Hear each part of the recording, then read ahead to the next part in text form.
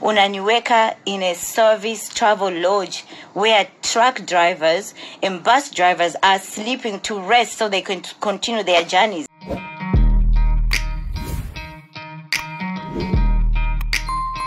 Welcome back to eFox, number one stop to entertainment and trending news. Now I've been keeping you up to speed with what has been happening between Zari and the promoter with her Zari all-white party in the UK. And you might think it's done, but it keeps getting worse. So the promoter decides to speak, and she says that she was forced to pay Shakibs' ticket, that is Zari's husband. Word on the street as well was that they were saying Zari is not professional, but we will stick to the interview that she gave Wasafi. I want to read the caption that they shared because she opens up to them, that is Wasafi Media, letting them know that Zari was not able to pay Shakib's flight ticket, but we'll be getting to Zari because she explains why the promoter paid her husband's flight. So this is what Wasafi says. Zari alishindwa kumkatia tiketi mumewe baada ya sekeseke la Zari kususia show iliyoandaliwa huko Uingereza na kueleza sababu za kufanya hivyo kuwa ni muundaji kutotimiza waliokubaliana. Muundaji wa show hiyo Lady Na amefunguka kupitia mashamsham kilichotokea.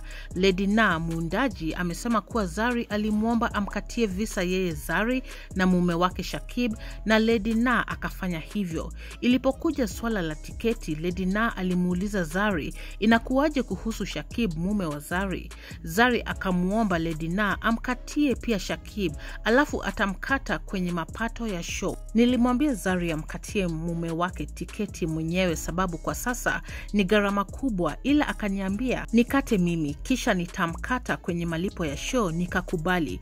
Kama ni bilionea alipaswa kumkatia mumewe tiketi. So for the non-Swahili speakers, it's just what I mentioned earlier. The promoter, who is known as Lady Na right now, says that she was expecting Zari to pay her husband's flight to the UK.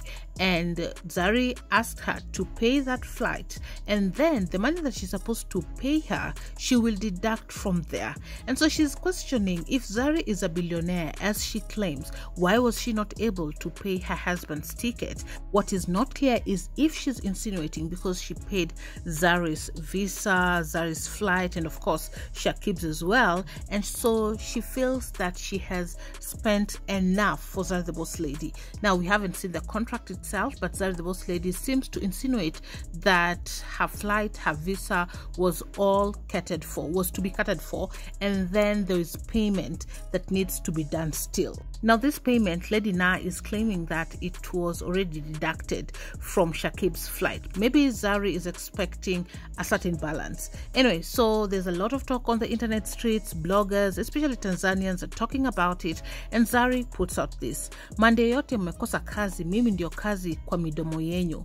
Mbona other countries they don't even care, lakini nyinyi aliyewaroga, bila mimi hamna content. So this message is meant for the Tanzanians, specifically the bloggers. Juma Lokole is having a field day with this story, and Zari is putting out that the entire Monday, all that they have been doing is talking about her. Without her, they do not have content. And I want us to listen to Zari, but before that, I want us to listen to Louis from Young, Famous and African, who was also going to be at the event. It seems like he did show up, but he does explain exactly what happened. Almost similar to what Zari has put out, that she was not paid. It was already past midnight. She had not received her money.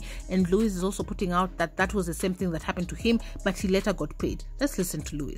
Hey guys, Golden Boy here. So I just want to tell you, I've been seeing things circulating on social media which has me really upset. This is with regards to the appearances, especially the one in Birmingham. So what happened was, we got paid our deposits. Oh, let me speak for myself. I got paid my deposits to appear, and then the norm is before you complete the gig, before you finish the gig, you get paid your balance. So that was the contractual agreement. Now, taking everything else aside, the whole bookings and everything else, taking that aside, I'm talking about the appearance fee specifically. So on Saturday, which was the 24th of June, so this was around 2 a.m., 1 a.m. I still had not received my payment, my balance. So without the balance, I can't appear because it doesn't make sense. You need to pay me in full before I appear. So time was passing by, and then only around 3 a.m. do I receive a notification to say that my balance had been paid. Now, mind you, this was 3 o'clock in the morning, and the club closes at 4 o'clock in the morning. So literally, once I received my balance, and then I was ready to go out and sort of like appear, because now I got paid, you know. But before I headed out, I went to check on Zari just to see if Zari had also received her balance, because from the start, the management was a bit off in terms of the promoter, but Zari still had not received her payment. I asked Zari, is it cool if I go? Because it doesn't look nice if you're here, you didn't receive your payment, I'm going, I received my payment. She said, no, it's fine, go, because you've been paid in full. So I went. Fast forward to today, or over the past two days, there's been messages circulating about bad habits and Zari not showing up, but it's bad management. Trust me, the promoter was just, everything was just bad. From if I tell you now what happened behind the scenes, you wouldn't think it's a joke. But anyways, one thing I can tell you is, for as long as I know Zari, she is a very professional person, and it's very unprofessional for the promoter to take screenshots or copies of someone's passport, post it online. That's also illegal. You don't do that. There's allegations about drugs involvement and so forth. I know Zari for a very long time. I've been shooting with her for 4 months. There's no way that woman does drugs or anything. I've spent time with her, you know. So this is just to say that Zari is in the clear. Trust me, the problem is not Zari. Now, I want us to listen to Zari's side of the story, but before we get to that, I don't know what you think about this. It is not the first time that people who are not fan of Zari the Boss Lady have tried to sabotage her while she visited the UK, and you can hear Louis putting out that there are allegations of drugs, things like that. And in the video that I shared yesterday of Zari the Boss Lady, she mentioned that people do change their ages on their passport and names for various reasons as to visiting another country. And I thought that she was shooting herself in the leg, clearly admitting an offense publicly. Perhaps that has already been resolved, or perhaps, you know, there was a time that there were allegations that she had been detained in the UK and that she had been banned. We cannot confirm that, or rather I cannot confirm that, and they are saying that her ban was lifted. And this age thing is one of the reasons why people who are not fan of her were trying to sabotage her at that time. And so in the process of trying to defend and proving that she is not old, as people are saying that she is born 1978, but rather she is born 1980, that is what she knows, her parents knows, her family knows. Perhaps these are some of the things that her enemies want to pinch her buttons, to make her feel uncomfortable and utter things that she's not supposed to say in public. Anyway, let's dive in and hear Zari the Boss Lady in her own words why this promoter paid Shakibs' flight and how these obligations were not met by the promoter herself. Jamani, naona vitu vinatembea social media, yani najibu kwa comment hapa na kule. But let me tell you something, hakuna mtu mwenye anaweza kufanya promo ya show for 1 month. Nikajibeba, nikawacha watoto wangu, biashara, vitu vyangu vyote nikawacha. Kwanza hapa ni mbali, mjue, mbali. Nitoke huko, nifike hapa, nifanye show ya kwanza, sijalipa, alafu nanambia subiri tafanya hivi na hivi, and I'm going to be okay with that. Kama huwezi kulipa mtu, tafadhali mwambie, naomba dadangu, nitakufanyia visa, nitakununulia ticket, nitaka nifanye show na mimi nipate kitu kidogo, tutafanya hivi na hivi, then I will see if I want to come or not. Lakini kunitoa kwangu alafu naambia Zari taongea ukifika hapa nitakulipa, alafu nafika unaniambia subiri.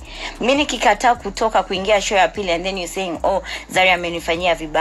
I think you're playing victim here, and stop going around tarnishing my name when you know exactly what happened. You know what you failed to pay.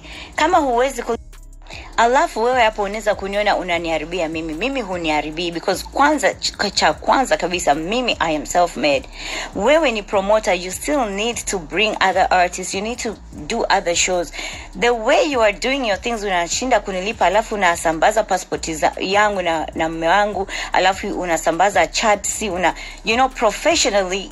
I don't think there's anybody else who wants to work with you. It's not even about me. Yani watu kabisa wataogopa kufanya kazi na wewe. That you should know. Mimi uniaribi. Mimi nina jina. I've built my name. Wewe bado, you getting into these games, you unajaribu games, you don't know how to do it. Unajaribia, don't even sit there thinking unamharibia Zari. Watu wataogopa kufanya kazi na wewe. Okay. Sasa unachukua chati eti nilikuomba unisaidie kununulia mume wangu ticket. Sikuomba. Hizo nilikuwa hela zangu that you were going to pay me. Yani ulikuwa unaenda kutumia hela yangu kumnunulia. Sasa ifike kuingia show, mimi sijalipwa. Tulifanya Saturday, sikulipwa. Unanipa story. Na kuambia mpaka saa 7 usiku, namwambia basi hela za Saturday nitapata kesho, lakini naomba nipewe hela za nini? Hela za jana Friday saa 7 mpaka inaingia saa 9 asubuhi, like saa 9 alfajir. I think it's alfajir, like 3 a.m. asubuhi. Klabu inafunga saa 10. Saa 9:30 unaenda sijui wapi, unakusanya pesa huko chini, unaniletea kama maskini. Unaniletea hizo pesa kama maskini, alafu unaniforce na attitude mbaya. Sio kwa vizuri Zari. Ebu maybe pesa zangu ziko kwa account ama imekuaje, unanielezea kama mtu tukakubaliana. Okay, I'll come and do it. Umekusanya pesa huko chini, umekuja unanipa attitude. Nikasema like seriously, unanitreat like no bitch, I've been in this country. Mimi wala sio like I'm bragging or anything. Nishakuwa huko mara nyingi mpaka hii country ni it's old. Hii country ni nzee mwenzangu, like there's nothing. Tena kukuja hapa mimi naenda Dubai. I don't want to lie to you. Dubai is like the eat place. Unaona, some mtu anakuambia sijui nini. Mami kuja hapa, I've been here. There's nothing that I want here, Lady Nana. Nakwambia kabisa there's nothing that I want here. Mimi nishakuja hapa na watoto wangu walikuwa wanachezea Manchester Soccer Academy. I think tulikuwa kwa ndege sana tunakuja hapa. Google it, it's here. Sasa wewe hapo unaona, no, bitch, you don't know who you're talking about. Ebu fanya kidogo ni Google and UK. Google Zari and London and my trips. Nilikuwa nalala huko Marble Arch. Tiso Marble Arch, Google. Tunakaa 1 week tunalipa 5,000 pounds. Na hizo, that time, 5,000 pounds mwenzangu just to sleep in a hotel. Bitch, I've had money for a long time. Dada, I am old money. New money ndio hawa watu wanapiga video alafu wanaingilia kwenye social media, wanajifanya tuna hela nyingi. I am old money. Old money ndio watu wenye wamekuwa na hela for a long time and they maintain that status for a long time. Mimi sio mtu wa kuona leo eti kuna something UK ni babaike sana and all that. I came not getting paid is because you spoke to me like a sister. Zari, njoo ukifika nitakulipa. I'm like, huyu mtu namjua. You know, like I know you as a sister. Nikasema nikifika we'll talk. Mimi, you can ask the people that I've worked with. Nimekuwa Element siku ile. Ask the management of Element. My manager couldn't let me leave South Africa without payment. Waulize. Lakini I was like, no, Galston, let me go. Like, that's my sister. I know that girl. Alafu sasa hivi ndio ananifanyia hivi. You're all over the place, running around for interviews. Unatumatuma watu wanitukane for what? Itakuwa tu umesahau who you are dealing with. Wallahi, umesahau who you are dealing with. I am not new money. Huwezi kufail kunilipa. And let me tell you something kabisa, what she didn't tell you. Nilimpa red card yangu. Akaniambia, Zari, I'm your sister. Hizo hela I can't afford. Akaniambia nisaidie tu because I'm trying to get into this game. Yani wakiona nimeleta mtu kama wewe, like it will grow my CV. Akasema, Ladina memleta Zari, you know, it's big. Akaniambia, I'm like, it's fine. I'll come. Nikamfanyia, nikakuja. Sasa hivi nakuona nakimbia huku ma interviews juu wapi na wapi. Mimi, I've slept in some of the best hotels in this country.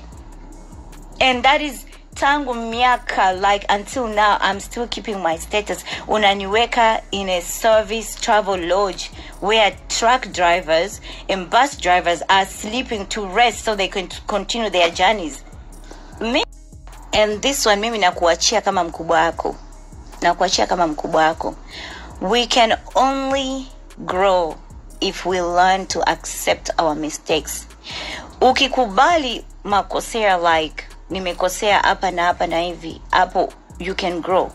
Lakini wewe kila saa ukijionaga wewe ndio wewe, huambiwi kitu, you always right, or you don't own up to your mistakes, or you're not even sorry, or you don't even apologize, you cannot grow. Hayo yote imetokea kwenye club because ulinipa attitude, unaletea pesa, umetoa huko chini unaletea attitude, alafu you just throwing that money on bed. I'm looking at you and my husband is like, no. Nikamwambia kina Rayvanny and Gigi Money guys na Luish, nikamwambia, you know what, you guys go, just go and do this, this has nothing to do with you, mimi nakaa hotelini, but you guys go. Wakatoka. I didn't refuse anyone. Wallah, Kasam, ask nani huyu, Ray and Luish, I told them go. Duniani hakuna mtu mwenye anayejua yote, hakuna mtu mwenye akili nyingi sana. Ndio maana hata maraisi wanakuaga na presidential advisors. Yani anaweza rais anaweza kusema no, Russia is coming for us, let's hit. Ma presidential advisor wakamwambia if you hit, hii ndio itatokea matatizo. So what I'm trying to say that if kungekuweko problems, we would have sat down and discussed it, because for me the only reason sikutoka in my room, it's because there was no payment. There was no payment. Nilifanya show ya kwanza, alafu ya pili nikajua tu after ya pili tukifanya kesho nitapata story, itaishia hapo hapo. But if you had sat to me kutoka South Africa to say, Zari, I don't have money, I cannot afford you, but I want you to tell me as a sister, maybe ningesema basi unamuingiza mwanaume kwa mume wangu kwa vitu vya kijinga. Siku kuomba. It was my money that you were buying his ticket. Maybe part of us. Sasa wenye mnaingilia hii vita kama hamelewi, unajua kwa kizungu wanasemaga kuna 3 sides of a story. Kuna her side, kuna my side, na kuna the truth. Okay?